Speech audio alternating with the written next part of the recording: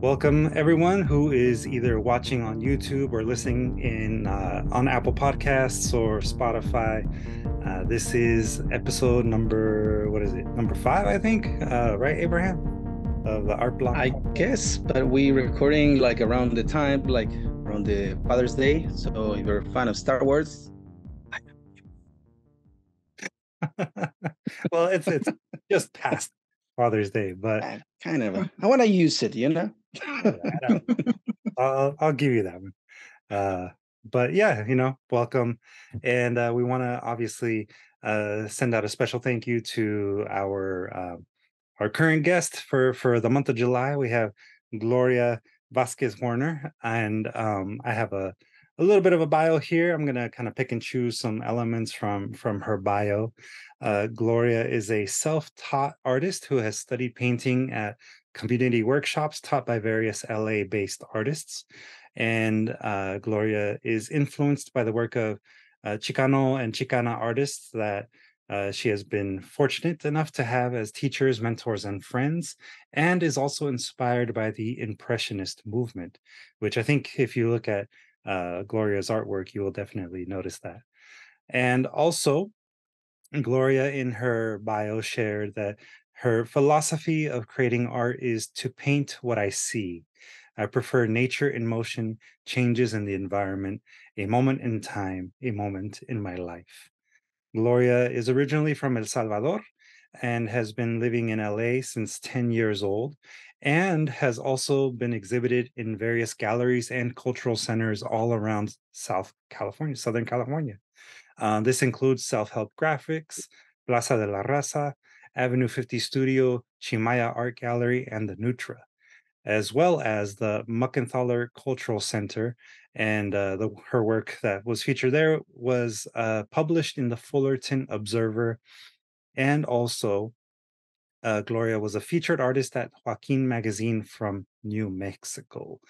And in addition to all of that, I also am very happy to say that Gloria is a participant or a person who has been featured in multiple issues of Art Block Zine in the past. That includes our Volume 6, Issue number 2, In Their Footsteps, Volume 7, Issue number 2, The LA Dream, and I believe a couple of others too, if I'm not mistaken. And also, Gloria has submitted work to our most recent creative impact anthology called Community Bridges. So lots of work from Gloria has been out there in the world. And if you've been fortunate enough to see it, congratulations, because I think we have another fantastic artist in our community here in LA. So welcome, Gloria. Uh, you know, feel free Well, to thank you for add. having us. Yeah. Feel free to Thank you add for. anything if I missed anything from your bio that was important. No, it sounds good. It sounds better than when I typed it. Yes, thank you for the opportunity. It's been fun participating in your project, submitting work. It's something that goes with some of my teams in the recent years. I've been painting about LA, my life in LA, what I see, and it's I'm doing my my best to capture moments, fleeting moments in life.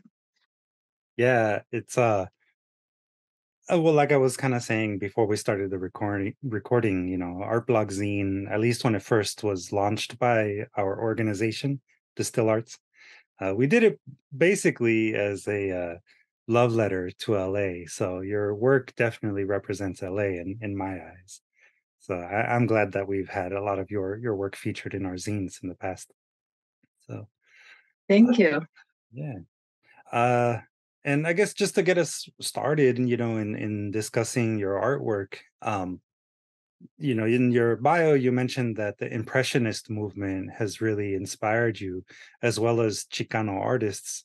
I'm assuming by Chicano you mean people that have been like born and raised in the LA area, not necessarily like the political identity.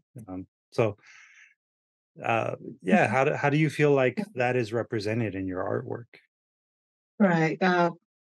When I was younger, I I tried to become a professional painter right after high school, an artist, and it was just I was just it wasn't feasible for me. I couldn't afford the art supplies, which so I went another way in my career. But later on, as I started working, I still wanted to continue to create some art as a way to express myself. And I started joining community workshops at self-help graphics, and then Plaza La Raza, which I used to work when I was in college. I worked there part-time, and I met artist Robert Gutierrez, which I love his work. I love the way he uses color. He changes his style and technique. Um, Once he gets bored, that's what he told me. He switches, so he doesn't have just one style, Mhm, and I like that about him. And he uses color, and that he put people in the community in his work. mm, And then I also met Margaret Garcia, and then I started painting with oils through her. I learned to use oil painting mhm. and got involved into exhibits around LA. And I love the way she uses color. And and I try to find a way to express myself, to put my own voice through painting, through my artwork. I found fascinating that you mentioned that like it took you a while to get into the art because of the supplies. And that always reminds me with like I see people putting or posting videos of art where they have a lot of paint on a canvas, like, oh, the budget. Those thick paintings. I'm like, oh my God. Imagine for a student to do that kind of art. I was like, oh, it's a hit on the budget. Yeah. Well, yes, and also when you go to art school, you get a supply list. A lot of the stuff you might not use it a lot, but you still have to buy it, and Mhm. it's like it just became you know too much for me at the time. So I went a different way. I went into accounting, but I still wanted to paint, and so I did that on my own, little by little, and then I started to get better, and was actually able to sell some of my work. And then I usually invest what I make into more supplies, into buy other people's work. Mhm. Like there's artists that I love their work, but there were times I couldn't afford it. But when I saw some of my artwork, sometimes I have extra money to buy someone else's artwork. Yeah. That I I, love that. Like, I love that people like you are supporting other artists because they know what's behind it. So I like that. I find it interesting that a lot of artists, you ask them, "Oh, do you have a art piece in your house?" And like, "Nope." Like, oh man, Yeah. you have to give a little back, and I think to take appreciation to other people's work as well. Yeah, absolutely. I mean, I feel like that's actually one of the reasons why I sort of stepped away from painting myself. I used to do painting more when I was younger, and yeah, it can be an expensive medium if you're always, buying new canvases and having to buy sometimes larger paint tubes than what you actually need, and so I can definitely appreciate that. But I also like the fact that you sort of treat painting and artwork as if it was your job, and you talked about reinvesting whatever you make from it into your practice. What do you feel like that does for an artist, to have that mentality of treating it like a job? Do you, in your opinion, feel like it improves your practice? Do you feel like it changes the way that you approach a piece of art? I mean, what kind of impact do you feel like that has on you as an artist? for me, since it's so to me painting, I do it mostly for fun. I don't mind selling some of my work, and I do some sales. I join some group sales, but to me right now I'm at this point that I want to paintings that I'm interested in that capture my attention. So it's uh, I, I don't I don't do it just to sell it. Like like I know there's some stuff that people like it more. Like I've been noticing that when the work that sells more is mostly the bright colors. Mhm. Uh, I know the another stuff that it's a little bit more dark, Mhm. but with dark colors. But I think it's to me painting makes me happy. I like to express myself through it, so I don't mind investing some of that money that I earn through my work as for my paintings or for my day job Mhm. uh, into my supplies, and and I enjoy painting, and it's part of me. And now that I have two sons, I'm also getting into, well, we buy sketchbooks, we sketch. They have their own style, Mhm. their own artwork that they create, and so for me has worked out that way.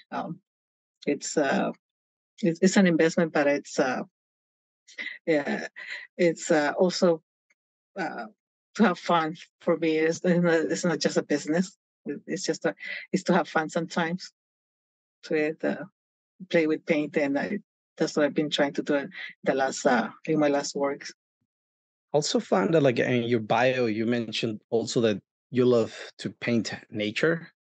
And so my question is, what is a place that has inspired you to paint? Or do you have a cool story behind that you have gone out to this, I don't know, nature place? I paint nature in the city because sometimes I can't get out that far during the week, but if I go for a walk, sometimes that I pass by a garden or a place that that's like when spring, different trees are blooming, different plants are uh, have are blooming or they have you know they have something interesting.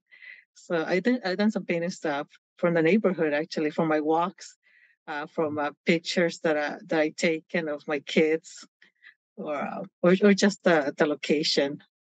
It's sometimes it's so spontaneous, but you walk through a place that you never walked before, and it's just the right time of the day that the light is hitting the plants or the flowers or whatever they have in their sculpture, or something that makes interesting to paint it. And I also done some plein air painting. Mm. I just a couple of weeks ago I was doing some plein air painting in a community garden, and that was really nice. Yeah, to paint. You have to paint work fast because of the light changes, but it's fun to be outside in nature and paint. It doesn't have to be all the way on the top of a mountain, but it could be. Uh, but it could be a garden in the city, a community garden at home. Um, I have been to like Yosemite and Sequoia, and I did some painting in there too. But yeah, you can find nature everywhere, even in the city. Yeah, urban nature is pretty interesting. I, for example, love seeing like little plants growing on like in the concrete or in the wrong places, as well as Right. how the city has certain type of either trees or palm trees. That's kind of also interesting. Like it varies from place to place. And I also noticed that Right. you use a lot of the sky and light on your paintings, especially I Right. guess like the golden hour, I'm assuming. Right. Yes, I Right? think a lot of artists chase that. The Yeah. either sunrise or sunset because Yeah. the color changes. And that's another thing is it changes from season, from day to day. Mhm. On cloudy days, you can see the light reflecting on the clouds. Just on a after it rains also, and on a sunny day. So it changes. It depends where you are too. So yeah, a lot of artists do chase that, how the lighting changes. Nature's lighting changes on things. Even in the city, you can see how some things start to glow when the light get hit by the light. Yeah. Yeah, that's Yes. another something else that I like to paint at night too. The night scenes. Sometimes in the city, we cannot see the stars here in the city, but we see the lights, or the buildings, the cars. Yeah, I was going to ask actually about your process, and I'm glad that you brought it up. You know, I find it looking at your artwork, especially all the times that you've submitted to Art Block, I feel like it it comes across as though it's very I want to call it pictographic, because it's your compositions really do show, I feel, a lot of thought to them. You have almost always a central figure or some sort of foreground element that includes a piece of nature, and then the skies in your paintings, oftentimes they're I mean, very impressionistic. So I'm wanted to hear a little bit more about, why you use maybe the approach that you use for creating a work of art. Is it, you said partly it's because of, you take the photo and then you go back and paint it. And the challenges of plein air painting, light changing. I can understand that, but I am curious to hear, what inspires you to use maybe one color over another when doing the sky, or when doing like a bougainvillea, which I know was in one of your paintings that you submitted to Art Block a while back. What can you say about that process of decision making in your art? Well, sometimes it catches my attention, and lately, especially, I've been trying to use all the colors that I can put in the canvas. You know, Try to make it bright. I start with something dark, and then I put as many colors that I want. I want to finish all my paint. You go through all those tubes. uh, but I when I paint, especially if I do plein air, sometimes I do prep my canvas on just one basic color. Like last time that I did green, all of it, and then once I started uh, painting, I did a sketch with of the things that I wanted to put in the painting, and then I started painting and see as much as I can put in before it gets dark, because light changes. But I always choose something that I like. I think one of my submission was of jacaranda tree. I always wanted to paint. I think I submitted to your magazine my sketch. Eventually, it turned into a painting, and it's going to be in an exhibit at Avenue 50 Studio in August. It's going to be called Mother Nature, the exhibit, and that's going to be one of the paintings. Oh, But I think to the magazine I submitted the sketch from my sketchbook. yeah, there's a I think here, actually, let me share my screen because I did happen to pull up a couple of them. Is this one the one that you're referring to? Yes, Yeah, that's supposed to be uh, uh, that's the one that I turned into a painting. that's That was my sketch to kind of to say what I wanted to put in the painting. I see. Okay. Yeah, I think that was maybe one of the first ones that you submit to Art Blog Zine, and I remember very much enjoying the composition. The sort of I think it's called a Dutch angle, right, where it's kind of off the horizon a little bit, kind of Yes. crooked. Yeah, I thought it was a beautiful painting. And then there was another one that you had submit a while back. I think it was called the LA Sunset. And that one also, I was just blown away really by just the texture of the sun, of the sunset itself. Let me Mhm. actually pull it up here and I'll show it on the screen. In this one, the well, let me see if I can do a two-page spread. Um, well, yeah. In Yeah, this that was a long sunset, piece. yeah, this one was a horizontal one. So we have, Right. like the downtown skyline here. and then, Right. a little bit more of the skyline there. And I thought this was just, a beautiful piece, and I really liked the textures that you created in the skyline. Um, what inspired you to go that route? Um, is it the impressionistic approach? Was it just Yeah. the emotional approach? I mean, how would you describe that one? Yeah, at first I was trying to do a smooth sky, but I thought it was too boring, so I went the way Van Gogh went with the swirls of the clouds and putting a lot of paint in that sky. And I think that made a difference to to to put some texture in that sky Yeah. and that color. I mean that paint, the little painting soul. It wasn't that big. It was a rectangle, maybe 10 by 20 or 24. Mm. It's sold, I think, on a Christmas sale. Oh, good. So now I have to make another one because I really did like the sky, but I was just experimenting on a small canvas. Mhm. And yes, so thank you. Yes, Yeah. that one. So Well, I'm glad that somebody bought it, because I thought that one was a yes, beautiful painting personally. So thank you. Yeah, definitely. I love that you mentioned the painter that you got inspired for, because it's kind of the theme of these years, like who is inspiring our art, right? So that's pretty neat that you mentioned that person. So Yes, yeah, that one. definitely a lot of texture. yeah. Right. I love Van Gogh. It's like I love his work. They uses color, and how you can see the paint strokes on his work. Mhm. It's not very, it's not refined.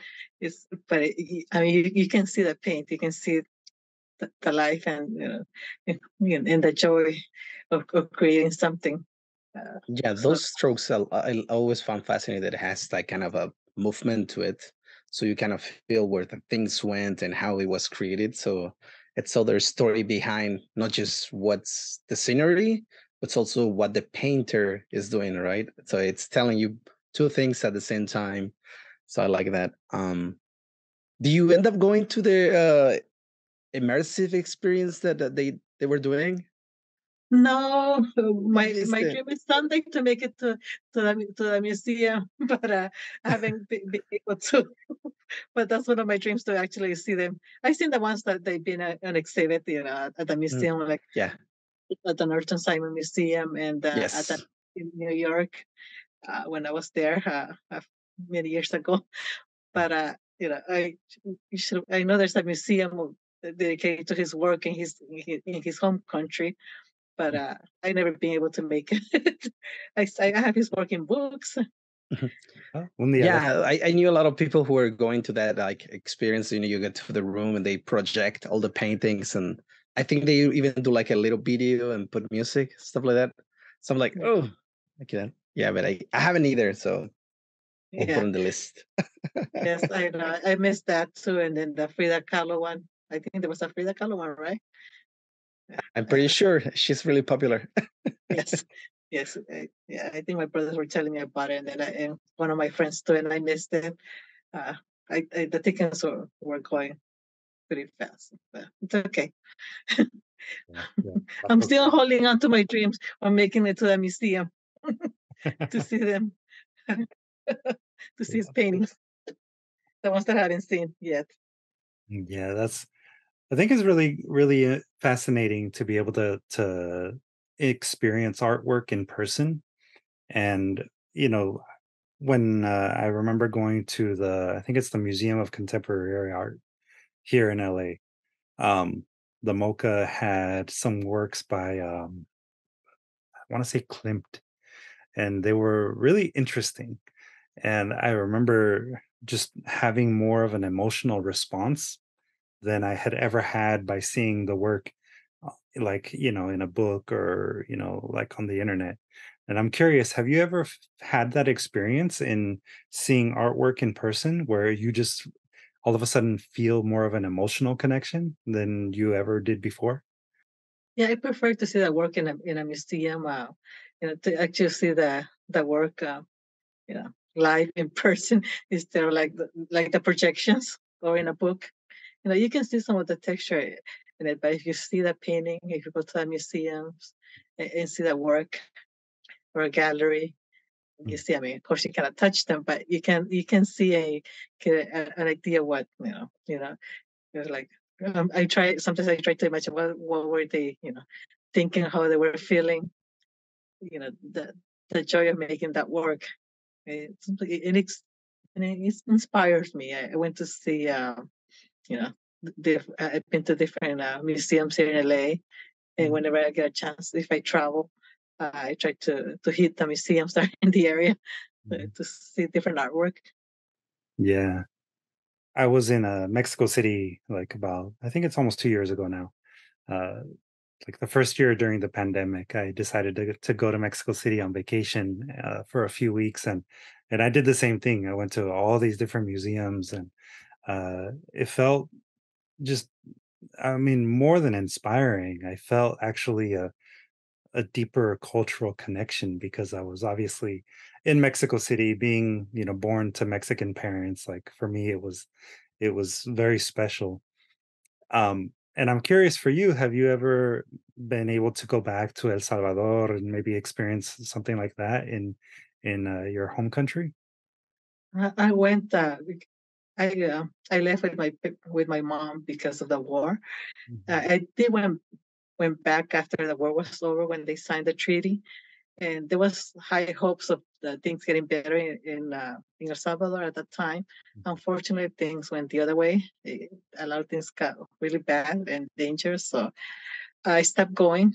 Um, I'm planning on going either next year and take my sons finally to meet the country where I'm from.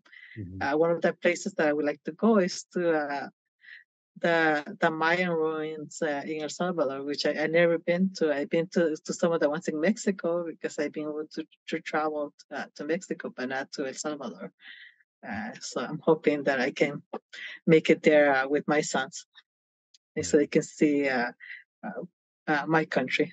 They've been to Mexico, just for a little bit, and they were fascinated with it. Yeah. We've been to New Mexico too because we have some family in New Mexico, and my youngest son thought it was Mexico. I'm like, no, it's not Mexico. It's New Mexico. It's still in the U.S. Yeah. I mean, it used to But be. But yeah. yes, Yeah. Abraham? Oh, nothing. Well, following that, since I know you left El Salvador because of the war and all, I'm pretty sure there was a long time where you were unable to go back. Do you feel that in your adult experience that you're missing something by not being in El Salvador, like as you could have done if you have stayed? Do you ever feel like you're missing something that people who are living in El Salvador do have? probably, but I think it was the best choice at the time for my mom. It was a big sacrifice because she had to leave everything and start all over here in a new country with a different language. And so did I. I was 10, as I had to learn a different language. Uh, right. But I think it was the best that she could do, and I'm glad. I think I had I've been having a good life here in LA in the US, and I don't know if I would have been able to have that if my mom would have stayed in El Salvador Mhm.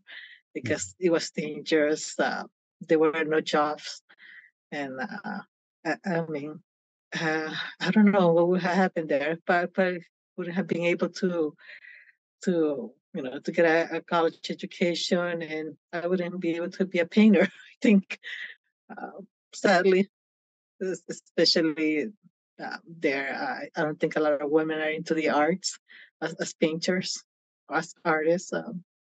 Yeah, so I'm glad that she made it here, and I've been in LA, and made LA my home. Mhm.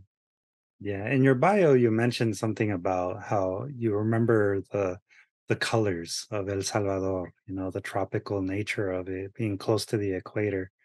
And it had me wondering, do you feel like maybe subconsciously that's why you gravitate to such vibrant colors in your paintings? Probably because I do remember that as a child. you know, even though there was a war, uh, my family kept me safe. Uh, my mom was working, but my grandma and my great grandmother, I actually met my grandma's grandma. I mean, they live a long time, so they took care of me, and we used to go out and have like these little adventures to meet other relatives. You know, other. I was a child, but I used to go with them and you know, older people that were retired already, and try all these kinds of foods and yeah, and to places that they don't exist anymore. I mean, there's El Salvador is there, but there has been you know, construction, so a lot of those places that were more like forests or very rural at the time don't exist anymore. But I remember that there were so many different fruits and how green it was and all the critters that you could see. There was like all these spiders that I thought they looked like stars Oh, above the trees. And I mean, I remember seeing like a flying squirrel and all this all mm, these animals. I tried churro soup, and I know you're not supposed to eat churros now. It's illegal to eat churros, but they got me to try churro soup, and it just, you know, I messed up that part. I think if I had grown up there, you know, that you know, we couldn't go for a while, and then by the time I went back, I was already had a life here. mhm, Uh, I went to college here in LA and mhm, had a job, and then afterwards you know, had my own family. So mhm. I we just stay here. Yeah. So yes, it's I do have beautiful memories of it, of my childhood and what I miss. And I keep telling my husband and my kids the the the nights you know, when it was dark, especially in the countryside when I was with my great grandparents. Mhm. I could see the stars. They looked like they had thrown glitter all over the sky. There were so many stars that you could see on a moonless night, or sometimes the moon. Mm, And it was beautiful, and I don't see here in the city. Of course, you don't see the stars. You just see the city lights. mhm, I also know that you do portraiture, and so I wonder, like, by painting other people, like do their portraits, have you learned something that you haven't by meeting them before, working on their portrait? Yes, for me, portraits are hit and miss. I don't really do portraits that much. Sometimes I do know the person. It does look like them, uh, and sometimes it is not. Like I have to apologize to them. So some people take it like, "Oh, you make me look younger." Like I painted, you know, another artist, and he's like, "Oh, you make me look like a K-pop star." I feel like, "Thank you, you make him look younger." But not exactly like how he looks, mhm. uh, but yes, I think I'm better when I do know the person, like my kids or a family member or a friend I know for a while. But even then, sometimes they're like, I have to apologize. Like, no, it didn't come out the way I meant to. But thank you for posing. There's one painting that you actually shared with us that's called Light the Darkness.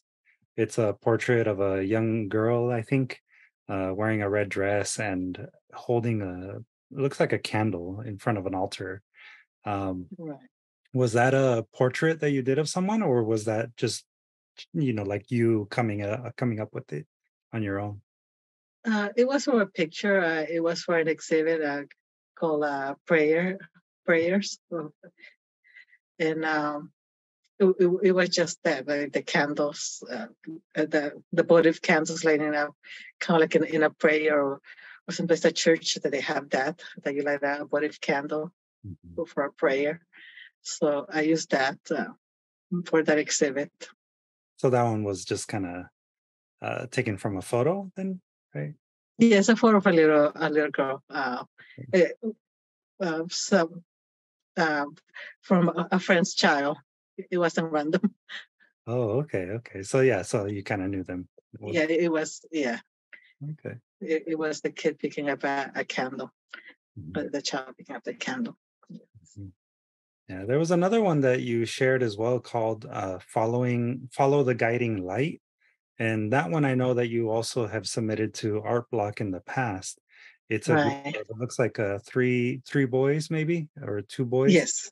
And it kind of looks like they're in water. Can you tell me Right. the story behind that one? Can you Yes. share it? My, on the meantime, Luis, can you share it so while she tells us story, we can see it? Yeah, sure.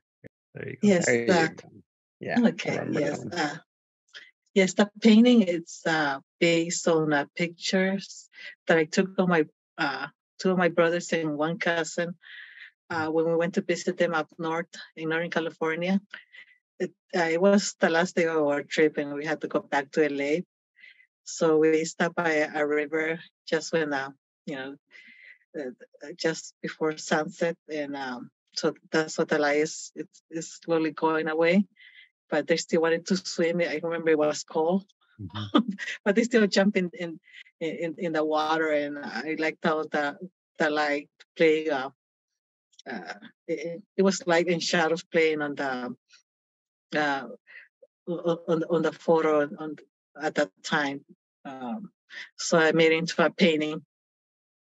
I actually made three of them. That one sold already, Mm. and it was that moment in time.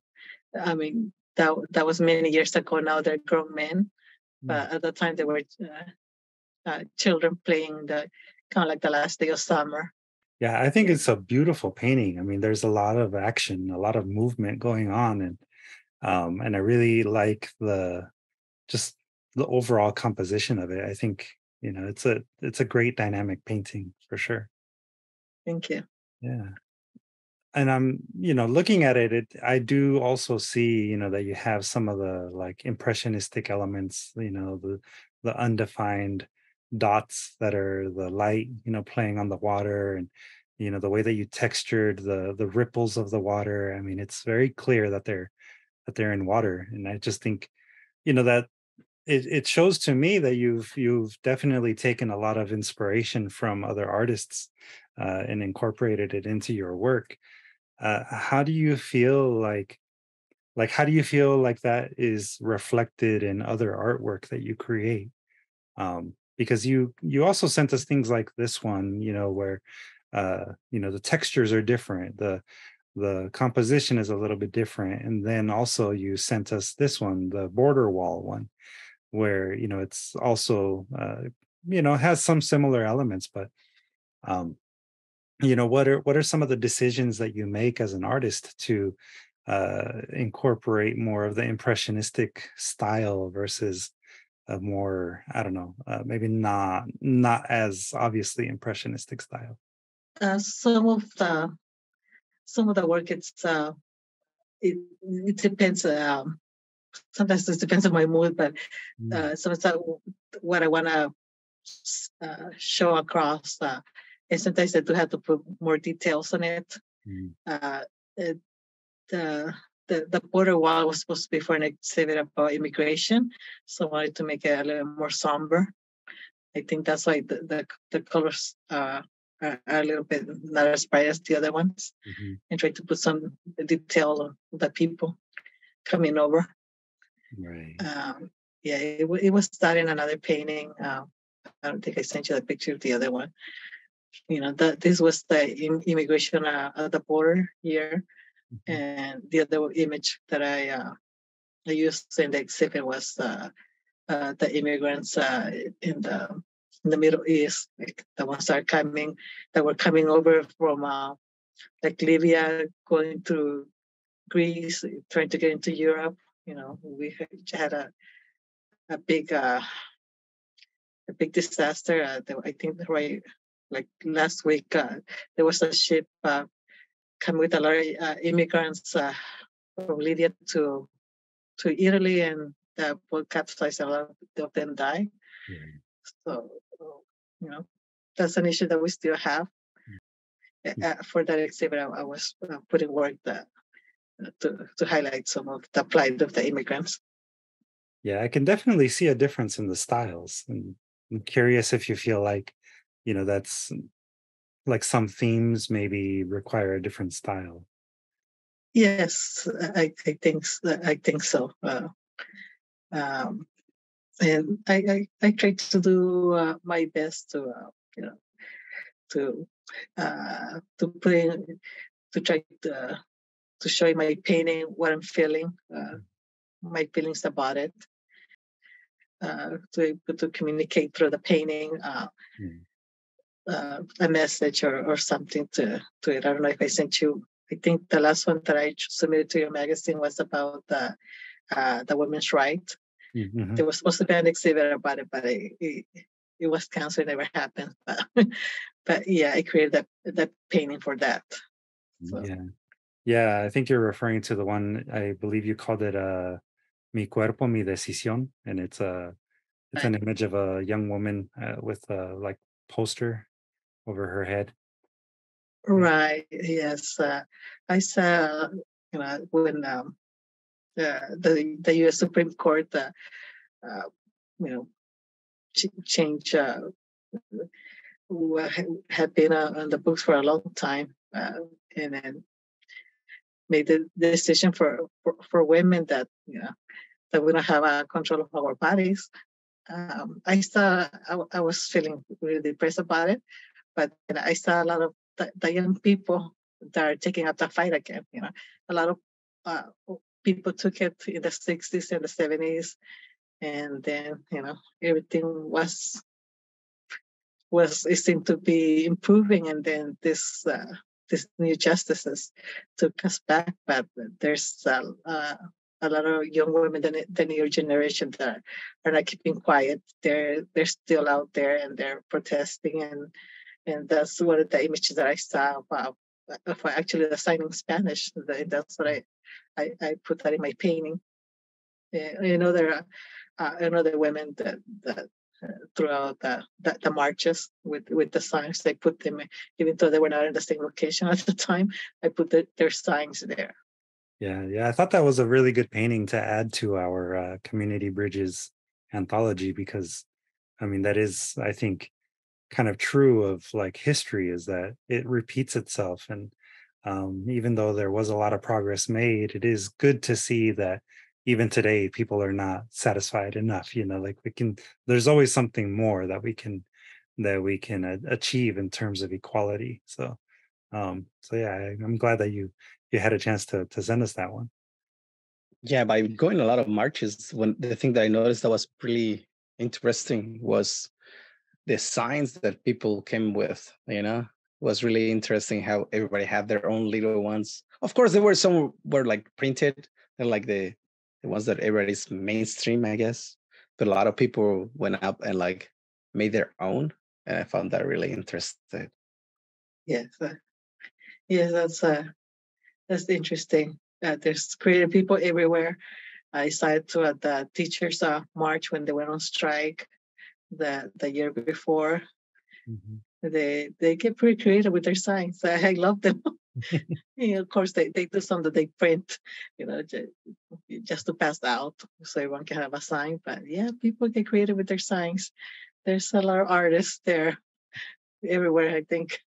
When they Yeah, find a way to express themselves, they put it, even if it's in a poster board. yeah. I'm the believer that everyone is an artist. Everyone is capable of creating. And it doesn't matter if they consider themselves a professional artist or not. I think just by the act of creation they are an artist. um, and you kind of mentioned your philosophy in terms of painting in your bio, but I'm curious, what is like your overall point of view when it comes to art? Are we all artists in your eyes? Are we all capable of creating? Or do you feel like art is something that is uh, a gift that only specific people can somehow develop? I mean, generally speaking, how would you describe art in the bigger sense? I think everyone's capable of creating art, whether it's the drawings, the paintings, music, written poetry. I think it just everyone has to find their own voice. And there's people that are multi-talented. They're musicians and they're artists. But I think everyone can create some artwork. I think everyone's capable. You know, they just have to find their own voice and their own medium of expressing it. Like you know, I'm trying to teach that to my sons. I introduce them to music, to art. It's up to them if they choose to follow that or not. Mhm. But I want to give them that option to see what's out there in the world and find ways to express themselves in a positive way, uh, to have their voice. Uh, for me, painting is my medium. I'm not a good writer, uh, so I do my paintings, Yeah. some drawings. I'm interested that you mentioned again. Do you have two kids, right? Like, how old are they again? They're 9 and 14. 14.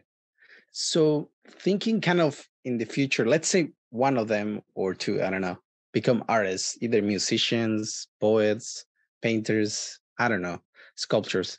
Um, is there a part of art that you wish it will change to make it more easy or more accessible for young artists?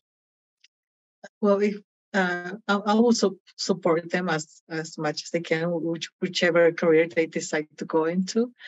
But yes, I wish there were more opportunities for young artists. That the museums, there's a lot of places that they're kind of like gatekeepers. That there's just certain type of art, or if you graduate from a prestigious school, well, like I said, I think everyone's capable of creating art, and that's sometimes what it says gets the most attention, or the exhibits are it's just one specific type of artwork, uh, and especially a lot of I think Latino or Hispanic art is not displayed in the major museums a lot. It's just one type of art, mostly European type of art. So I wish that in the future the work of our people can be displayed in not just the Latin American museum or this museum that is just us. So, Mhm. I think we're capable of expressing ourselves through our work, and it's had to be put in a box as just Latino or Chicano or Salvadorian or Mexican art. It's art, and it should be able to be in any museum. Yes. I So highly I'm agree. hoping that. I highly agree with you. Yeah, definitely. Yeah, that's actually, I think, a conversation that we've had on multiple occasions, actually, since we started the podcast. Is, there's always sort of like this separation between the professional artist, right? And then the rest of us who don't always have that opportunity to live the life of privilege, really, to be able to have easy access to museums or easy access to publishers. And our voice a lot of times doesn't get to be reflected, I think, in artwork. um and I'm curious about, if you were to give any kind of pieces of advice to a young artist who maybe looks like us, what would you say to them? How would you get them to, like, para animarlos? What would you say to inspire them to continue searching for their voice? Maybe find mentors, and definitely I think if you want to go into the art world, it does help to have a degree in art, because I think there's a lot of sometimes the opportunities that are available. Uh, they don't know you, so you have to submit a proposal. And if you don't have an art degree, like pretty much, you missed out on those job opportunities within the art world, to work in a museum. So you do need a degree in it. Uh, but uh, but just creating artwork uh, and submitting it, work with other artists that are willing to help you, to show you the ropes, work in our institutions. I think, especially the younger generations, I see them, and gives me hope that a lot of them created their own opportunities, either through websites or getting together and putting their own pop-ups and exhibits and selling their work, creating their own space, which is good.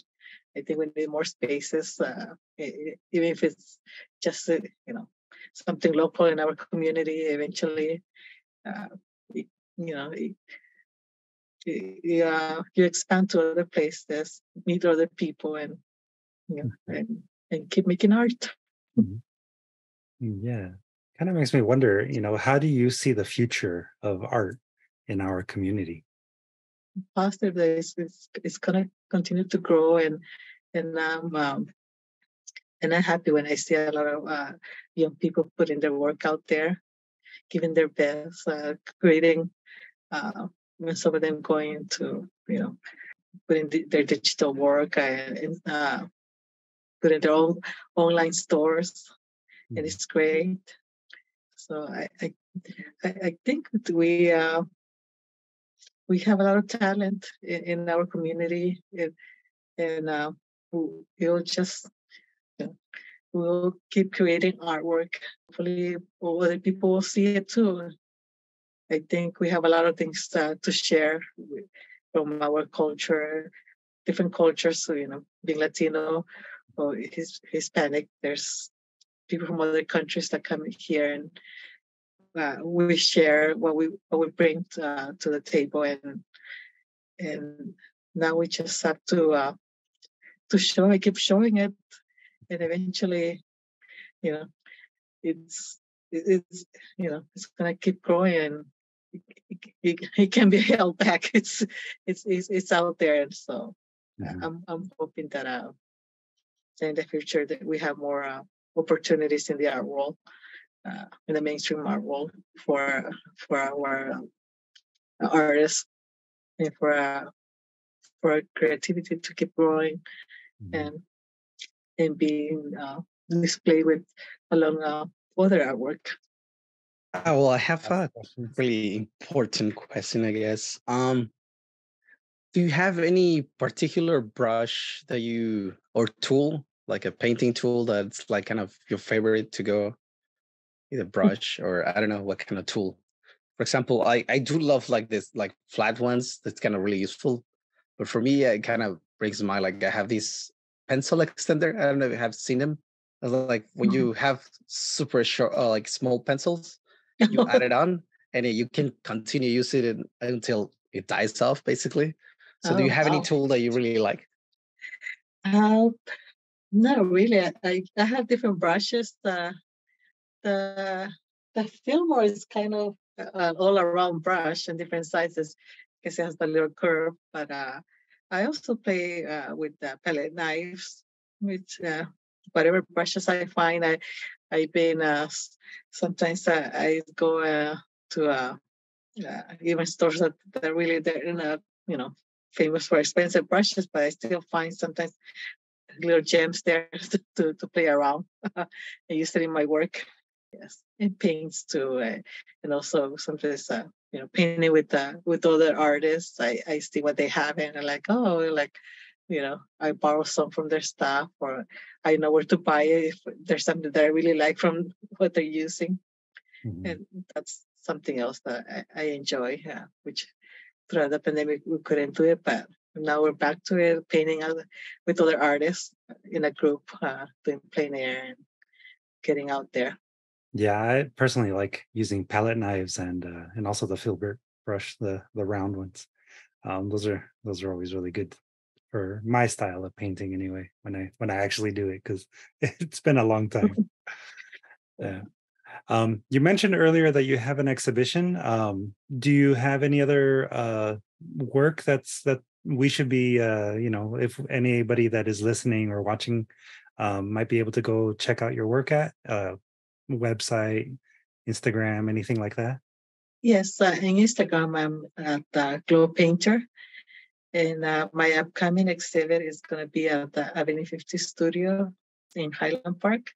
It's going to be in August. I don't have the exact date, but I think it's going to be the second week of August.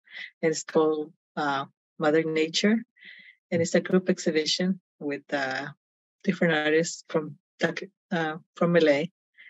Raul de la Sota is the curator. And also he's going to have some work in there too, and other artists from LA.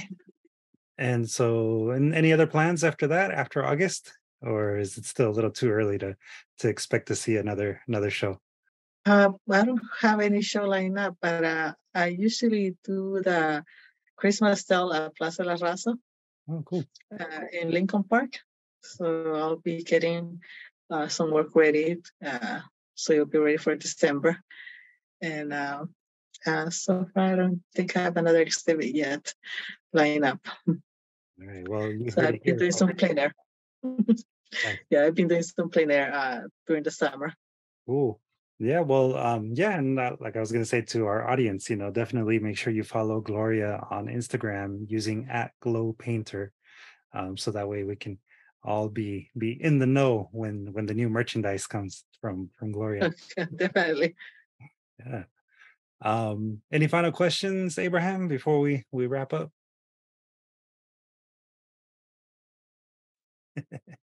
He always likes to throw these little curveball questions at the end. Uh-oh. I guess I had to ask it. Is it pupusa or is it taco? I don't know. Well, for me, I like both of them, but I have to go pupusas. There you go. We know a traitor when we see one. Negative. I love both.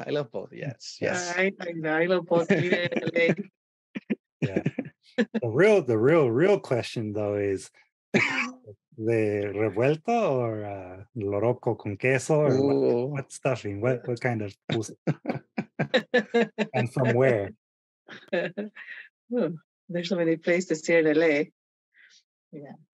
Yeah, if you had to recommend one place though, like what is the one place that's like your? Let me take my note. I know, because I want to take note too.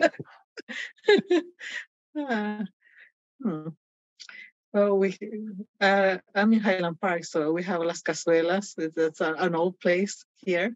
It's a solid place, and then there's a new place it's not beautiful, but I've been going in Los Feliz. I think it's called El Amoroso. Awesome. Yes, but yeah. Yes, I love my tacos too. And we here in Highland Park we have one of the best taco places in LA, Villa's Tacos. Villa's Tacos, okay. Yes. Okay, we were sponsored by La Cazuela Villa's Tacos. Yeah, exactly. we moved to a different topic. Food. Yeah, we've been known to do that before. Great. Well, yeah, thank you, Gloria. We really appreciate you taking the time to meet with us today. Like I said, this particular episode will be, launching in the first Saturday of July. So I believe that's July 1st. For anyone that is listening or watching, actually between July 1st and July 7th, our current issue of Art Block Zine is still accepting submissions. The deadline to submit to Art Block Zine is July 7th, and the current theme is intertextuality, which we talked a little bit about, but we didn't directly call it out. So if in case anybody that is listening or watching wants to know more, you can always go to our website at distilarts.org/artblockzine. I'll make sure I put that up on the screen. It's a long one. Yeah, be sure to follow along on our Instagram, Twitter, TikTok, and Facebook using @DSTL Arts. And you can always follow again Gloria on Instagram using Glow Painter @GlowPainter. Abraham, yours is @Abraham Photo World, or sorry, @Abraham_Photo World, correct? Yeah, something like that. I guess. Yeah. And even though I'm not really using mine, not that active lately, but it is still at StymieLove1, STIMEYLUV1. And yeah, again, make sure that you show support to Gloria and to all the other artists who have been featured through our podcast up to this point. And there's always an opportunity for you to share your voice with us. So make sure you check out our website for all of the different upcoming opportunities, including actually one of the ones that Gloria mentioned, which is mentorship. Our Poet Artist Development Program, which provides mentorship to emerging artists, is currently accepting applications. So if you're listening and it's still the submission period for applications, feel free to send us your information and a proposal for a chapbook that we might potentially publish. The deadline to submit applications is July 15th for that particular program. So again, just make sure you check out our website, distillarts.org. And yeah, thanks again, Gloria. We really appreciate you. Well, thank you for the opportunity. Yeah. Thank you for the opportunity. That was great. Excellent. Thank you, and see you in Avenue 50 on August. Yeah. Yes, Avenue 50 Studios or Mother Nature exhibit. Yes. Yes. Okay. Y con esa nos despedimos. So take care, everyone. Thank you for following along. Adios. Adios.